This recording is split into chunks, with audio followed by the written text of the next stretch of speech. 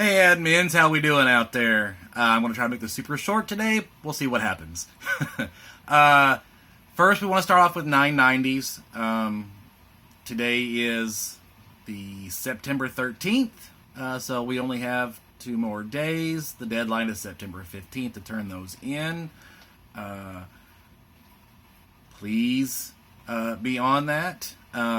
Remember that if you cannot get it finished, you need to apply for an extension.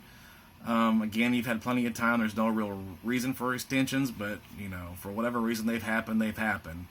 Also, please remember that your 990, the top copy, you need to send a picture of that or scan it as a PDF and give that to 990 Chairman Rusty Shields. You can do that either way. You can take a picture of it and email that to him, or scan it and put it in as a PDF. That's probably the easiest way and best way, because PDFs don't take up nearly as much size as a JPEG and a picture does. Also, if your lodge is filing for an extension, you need to let him know that then, because he's going to be giving a list of lodges to me very soon to let me know who's turned them in and who hasn't, so I can be calling the lodges that have not filed. Excuse me. I would like to talk about numbers this morning. The association right now is down 280 some members. That's not great, but for the entire association, being the middle of the month, we still have plenty of time to get those numbers back. I know I keep harping on it, but we need to make sure we're reaching out to those expired women that realize they don't realize that they do have to pay lodge dues. We have to remember that for whatever reason, some women just don't know the fact that they've had to do that, whether it be on the behalf of the chapter or the lodge saying wrong information in the past. Maybe the member didn't read the newsletter. Maybe your lodge hasn't been sending newsletters or doing social media. Again, it was in the Moose Magazine and on Facebook and things like that, but not everybody sees all those things. So there are women out there that do not realize that, and that's why our retention is so low. Normally, where our territory is doing better, we normally have higher application numbers and enrollments and re-enrolls than the North. They're beating us right now. They're currently right now only down 111. We're down 170 some. Usually, we're doing much better in those numbers than them. So we don't want the North to beat us. So we need to get those up. Again, though, where they're always beating us by a few points is retention. So we really need to work on retention. I know you guys hear me say it all the time, but I have lots of lodges that don't do anything at all. We need to make an effort to reach out to those expired women members. Also, dispensations. We have some lodges that are doing great jobs at getting dispensations, and we have other ones that are doing not so well.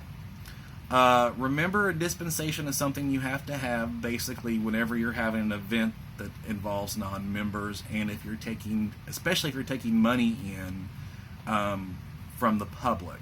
So remember, there's a dispensation that includes with alcohol.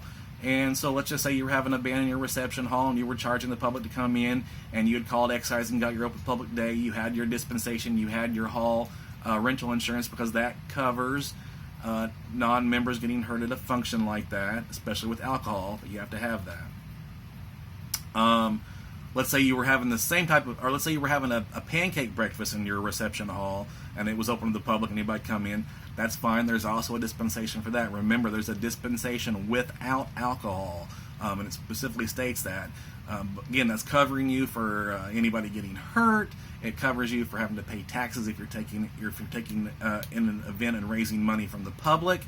So those dispensations are very important. Plus, there's a whole list of other dispensations you have to have for dealing with lodge funds and other things, but there's a whole list of those dispensations in the list in the general laws book. But again, what we're having problem is the lodges having events that deal with the public and or bringing money in from the public and not getting dispensations. If you have any questions about that, please give me a phone call. I'll be glad to answer that. 9 times out of 10, if you think you have to have a dispensation, you probably do. Also, when chapters are doing events on lodge property and within the lodge, they need to have those dispensations. And yes, it's your duty as a lodge to verify that they have that dispensation, because still it's on lodge property. It's happening within the lodge. They have to have approval from the lodge officers, and it's your job to make sure they're covered in that, because again, we don't want somebody getting hurt and not being covered with the dispensation, or they're bringing in money and then whoever finds out, the IRS or whoever, whatever government agency finds out, and they come to check on the chapter, and while they're there, they're going to check on you as the lodge too. So we need to make sure they're doing that, and those rules still apply for them too. Basically, if they're taking $1 in from the public, they have to have a dispensation for their project.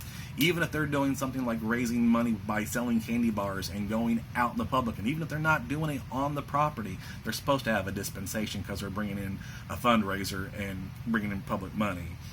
I won't harp much on that. We're going to talk more about dispensations in October at convention, so there'll be more information then. But again, just cover your butts. If you have questions, give me a call. One last thing for those lodges that are going to Indiana Day this coming weekend. I hope to see you, as many of you as possible there. We know that the date got changed. Some people are still scared of COVID, so the numbers will probably be a little bit lower. But one very important thing, Illinois does have a mask mandate.